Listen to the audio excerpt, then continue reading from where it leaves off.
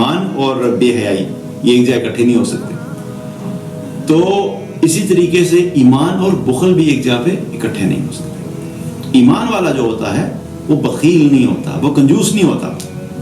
جب اللہ اس کو مال دیتا ہے تو وہ اپنے اوپر بھی خرچ کرتا ہے, اپنے گھر والوں پہ بھی خرچ کرتا ہے, اپنے خاندان والوں پہ بھی خرچ کرتا ہے, غریبوں پہ خرچ کرتا ہے, مساکین پہ خرچ کرتا ہے, اللہ کے دین کے لیے خرچ کرتا ہے.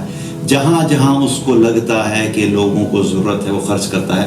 اسراف نہیں کرتا لیکن بخل بھی نہیں کرتا. تو یہ نادانی کی بات ہی ہے کہ چند پیسوں کی خاطر, چند لائکس کی خاطر, چند تعریفوں کی خاطر, سستی اور گھٹیا شہرت کی خاطر اپنے آپ کو کپڑوں سے نکال کے لوگوں کے سامنے پیش کر دینا, اس سے زیادہ نادانی اور بے وقوفی کی بات کیا ہو سکتی ہے؟ اسی لیے تو اس کو نفاق کی علامت کہی گئی. یہ منافقت ہے. بس ایک شیطان کا ایک پورا راستہ جو چل رہا ہے جس پہ سب چل رہے ہیں, اس پہ آنکھیں بند کر کے چلنا شروع کر دیا تو شیطان کا ٹھکانہ جہنم میں. تو یاد رکھو اس کے پیچھے چلنے والوں کا ٹھکانہ بھی جہنم ہی ہے. وہ کوئی آخر میں ایگزٹ نہیں کروا دے گا کہ چلو بھائی میں تو جہنم میں پہنچ گیا, میرا سٹاپ آ گیا, اب تم لوگ جو ہے نا ایگزٹ کر کے جنت میں چلے جاؤ. ایسا نہیں ہونے والا. ساری زندگی تم نے شیطان کے پیچھے چلے اور مرے بھی اسی حالت میں, تو تمہارا آخرت میں ٹھکانہ اور انجام بھی اس کے ساتھ ہی ہوگا. تو سوچ کر کانشیسلی جب یہ آپ اپنی کنورسیشن پلان کرتے ہیں نا کہ مجھے کیا بات کرنی ہے, کیا بات نہیں کرنی ہے, اور آپ اگر کم بات کریں گے اور اچھی بات کریں گے تو آپ کی ایک بات دوسرے لوگوں کی 100 باتوں کے اوپر بھاری ہوگی. کم بولا, اچھا بولا, تو آپ جو امپیکٹ چھوڑ کے جائیں گے وہ کسی انسان کی 100 فضول باتوں کے مقابلے میں ایک اچھی بات لوگوں کے اوپر زیادہ اثر چھوڑ کے جائے. پھر آپ صلی اللہ علیہ وسلم نے 3 علامات کا ذکر کیا جو نفاق کی علامات, یعنی منافقت بھی جس کو ہم کہتے ہیں. ان میں جو پہلی علامت ہے وہ کیا ہے؟ آپ نے فرمایا بخل, کنجوسی. یہ کیا ہے؟ یہ نفاق کی علامت ہے. اور پھر ایک حدیث میں آتا ہے اللہ کے نبی صلی اللہ علیہ وسلم نے فرمایا کہ اللہ کے راستے کا غبار اور جہنم کا دھواں ایک پیٹ میں جمع نہیں ہو سکتے. اسی طریقے سے بخل اور ایمان بھی ایک پیٹ میں جمع نہیں ہو سکتے. یعنی جیسے کوئی شخص اللہ کی راہ میں جہاد کر رہا ہے تو اس کا جو غبار ہوتا ہے, جو وہاں کی جو مٹی ہے اور آندھی طوفان چل رہا ہے اور جو غبار ہے رستے کا, اس غبار کی بھی اتنی قیمت ہے کہ جس انسان کو اللہ کے راستے میں وہ جہاد کرتے ہوئے وہ غبار لگ گیا تو وہ جو ہے وہ جہنم میں نہیں جا سکے گا. تو یہ اکٹھے نہیں ہو سکتے. اسی طریقے سے کیا ہے کہ بخل اور ایمان بھی ایک جگہ اکٹھے نہیں ہو سکتے. یعنی جو انسان کنجوس ہے, بخیل ہے, لوگوں پہ خرچ نہیں کرتا, اپنے پہ بھی خرچ نہیں کرتا, لوگوں پہ بھی خرچ نہیں کرتا, پیسے جمع کیے جا رہا ہے, اکٹھے کیے جا رہا ہے, ہزاروں روپے اکٹھے ہوئے, ہزاروں سے لاکھوں ہو گئے, لاکھوں سے کروڑ ہو گئے, کروڑ سے کروڑوں ہو گئے, اور پھر ارب پتی بن گیا, لیکن ہے ابھی بھی بخیل, کنجوس, تو وہ کیا ہے؟ وہ ایمان والا نہیں ہو سکتا. جیسے پچھلی حدیث میں ہم نے پڑھا کہ ایمان, حیا اور ہم نے بات کی نا کہ ایمان اور بے حیائی یہ ایک جگہ اکٹھے نہیں ہو سکتے. تو اسی طریقے سے ایمان اور بخل بھی ایک جگہ پہ اکٹھے نہیں ہو سکتے. ایمان والا جو ہوتا ہے وہ بخیل نہیں ہوتا, وہ کنجوس نہیں ہوتا. جب اللہ اس کو مال دیتا ہے تو وہ اپنے اوپر بھی خرچ کرتا ہے, اپنے گھر والوں پہ بھی خرچ کرتا ہے, اپنے خاندان والوں پہ بھی خرچ کرتا ہے, غریبوں پہ خرچ کرتا ہے, مساکین پہ خرچ کرتا ہے, اللہ کے دین کے لیے خرچ کرتا ہے. جہاں جہاں اس کو لگتا ہے کہ لوگوں کو ضرورت ہے وہ خرچ کرتا ہے. اسراف نہیں کرتا لیکن بخل بھی نہیں کرتا. تو جو ایمان والا ہے وہ کبھی بھی کنجوس نہیں ہو سکتا. اگر آپ کے اندر یا کسی کے اندر بھی بخل ہے تو پھر یاد رکھو کہ تم اپنے ایمان پہ محنت کرنے کی ضرورت ہے. اپنے ایمان کو مضبوط کرو, اللہ پہ بھروسہ کرو, اللہ پہ توکل کرو. اللہ نے جو مال دیا ہے وہ لوگوں پہ خرچ کرنا شروع کرو. اور ایک اور حدیث میں کیا آتا ہے کہ صبح کے وقت 2 فرشتے آسمان سے اترتے ہیں اور دعا کرتے ہیں کہ اللہ جو بھی تیری راہ میں خرچ کر رہا ہے اسے تو مزید بڑھا, اور جس نے روکا ہوا ہے تو اسے ہلاک فرما. جس نے روکا ہوا اسے ہلاک کر دے. تو کیا ہے کہ خرچ کرنے والے کے لیے فرشتے کی دعائیں ہیں, اور جو روک کے رکھے ہوئے ہیں یعنی کنجوسی اور بخل کی وجہ سے اس نے مال کو روکا ہوا ہے وہ کیا ہے؟ اس کے لیے فرشتے ہلاکت کی دعا کرتے ہیں. تو دل بڑا کرنا چاہیے اور اللہ کی راہ میں خرچ کریں, ضرورت پہ خرچ کریں, اسراف نہیں کریں. تو یہ پہلی جو علامت نفاق کی کیا ہے وہ ہے بخل اور کنجوسی. پھر دوسری علامت جس کا ذکر آپ صلی اللہ علیہ وسلم نے کیا وہ کیا ہے؟ وہ ہے نادانی. نادانی کا مطلب کیا ہے کہ کوئی بھی چیز بغیر علم اور بغیر عقل کے کر لینا, بغیر سوچے سمجھے کام کیے جا رہے ہیں, نہ علم حاصل کیا نہ اس کے بارے میں, نہ کوئی عقل کا استعمال کیا, بس نادانی میں کیے جا رہے ہیں. بغیر سوچے سمجھے بے وقوفوں کی طرح زندگی گزارنا یہ بھی نفاق کی علامتوں میں سے ایک علامت ہے. ایک ایمان والا جو ہوتا ہے وہ کبھی بھی جہالت کی بنیاد کے اوپر زندگی نہیں گزارتا, وہ علم سیکھتا ہے, وہ اتنا علم ضرور سیکھتا ہے جس سے اسے یہ پتہ لگ سکے کہ حلال اور حرام کیا ہے. اور اتنا علم سیکھنا ہر مسلمان پہ فرض ہے. اللہ کے نبی صلی اللہ علیہ وسلم نے یہ فرمایا نا کہ دین کا علم سیکھنا ہر مسلمان پہ فرض ہے. وہ کتنا علم ہے کہ جس سے بیر منیمم اس کو یہ پتہ لگ جائے کہ حلال اور حرام جو 24 گھنٹے کی میں زندگی گزار رہا ہوں اس میں کیا چیز حلال ہے اور کیا چیز حرام ہے. اتنا علم سیکھنا ہر مسلمان پہ فرض ہے. تو یہ اگر اتنا بھی نہیں سیکھا, پتہ ہی نہیں ہے کیا حلال ہے کیا حرام ہے, اور نادانی والے زندگی گزار رہے ہیں, تو یہ کیا ہے؟ نفاق کی علامت ہے. اور واللہ آج ہم دیکھیں تو اس وقت جس دور سے ہم گزر رہے ہیں یہ ساری نادانی ہمیں سوشل میڈیا پہ نظر آتی ہے. نادانی کی بات ہے نا, ایک لڑکی جو ہے وہ بالکل کپڑے اتار کے سوشل میڈیا کے اوپر آ کے ٹک ٹاک کے اوپر اکاؤنٹ بنائے ہوئے ہیں, ناچ گانا کر رہی ہے, لڑکے اس کو اپریشیٹ کر رہے ہیں, کوئی لائکس دے رہا ہے, کوئی کمنٹس کر رہا ہے اور وہ خوش ہو رہی ہے. اس کو نادانی ہی نہیں تو اور کیا کہیں گے؟ اس کو عقل نہیں ہے کہ وہ کیا کام کر رہی ہے. اور میں لڑکی کی اگزامپل اس لیے دیتا ہوں, اس کا مطلب یہ نہیں کہ لڑکا جو ہے وہ نہیں کر رہا. ایک چیز یاد رکھیں کہ حیا جو ہے وہ مرد عورت دونوں کے لیے برابر ہے, لیکن جب بے حیائی پھیلانے کی بات آتی ہے اور دونوں کو دیکھا جائے تو مرد بھی اگر بے حیائی پھیلانا شروع کرے اور عورت بھی بے حیائی پھیلانا شروع کرے تو مرد کے پاس بے حیائی پھیلانے کے کوئی زیادہ ایکسٹریم لیول کے راستے نہیں ہیں.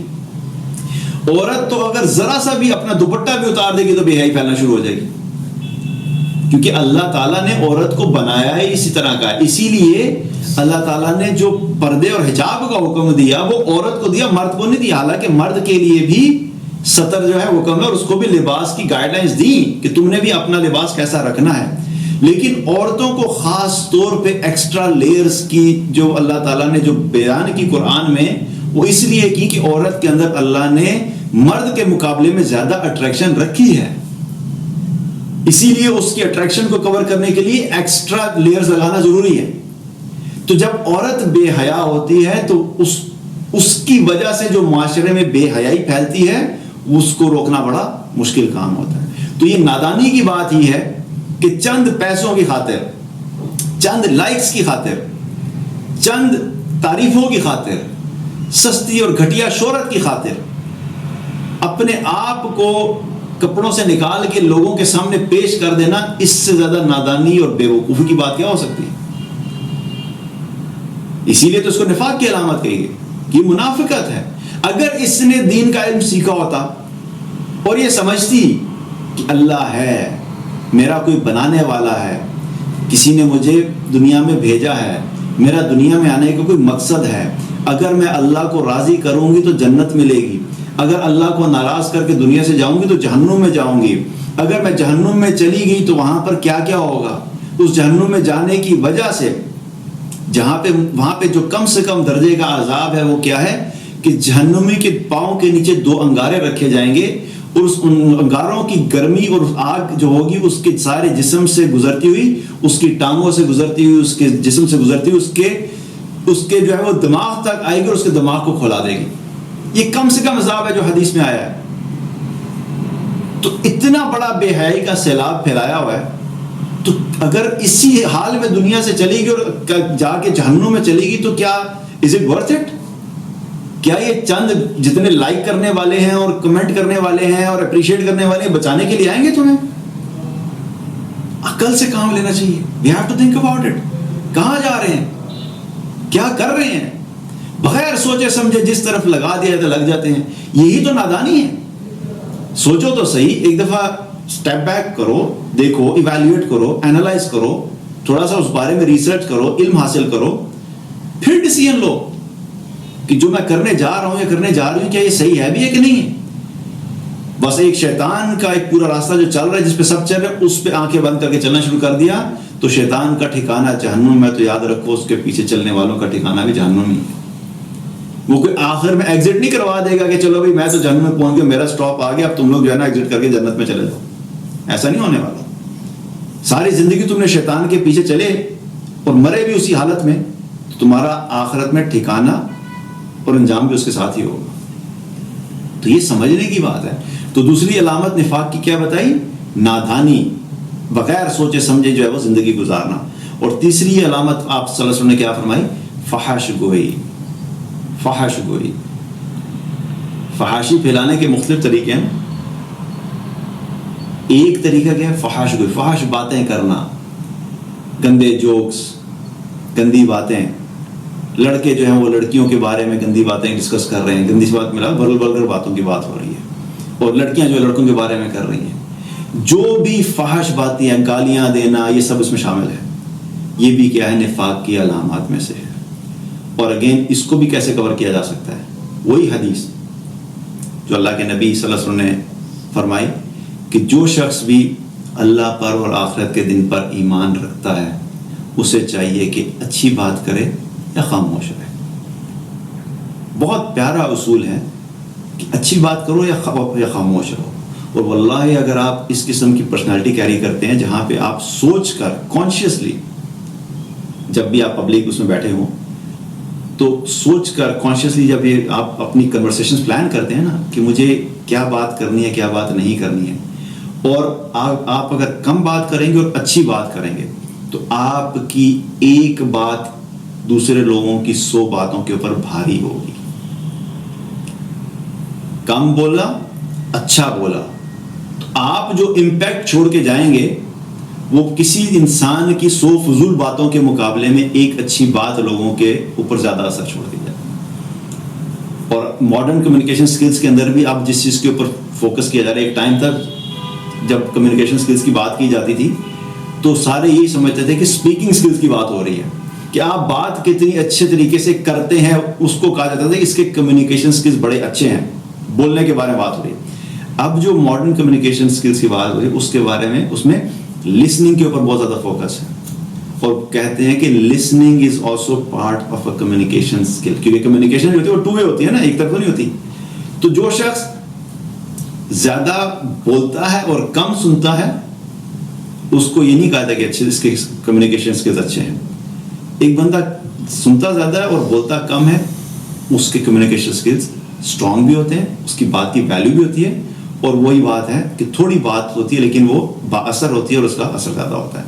تو 3 چیزیں جو نفاق کی علامات ہیں.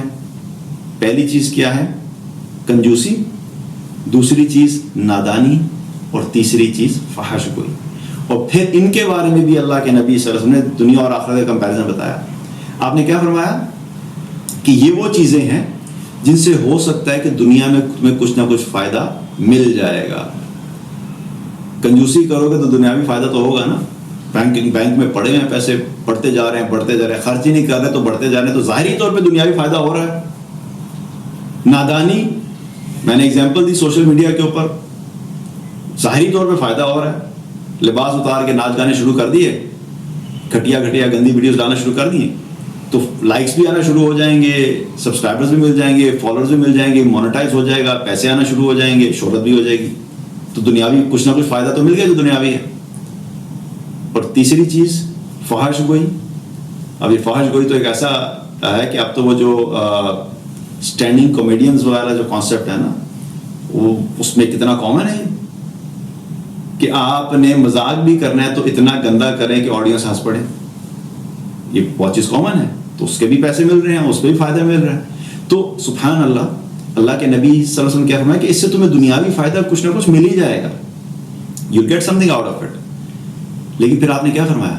لیکن اس کی وجہ سے تمہارا جو آخرت میں نقصان ہو رہا ہے وہ تمہیں دنیا میں ملنے والے فائدے سے کئی زیادہ ہے.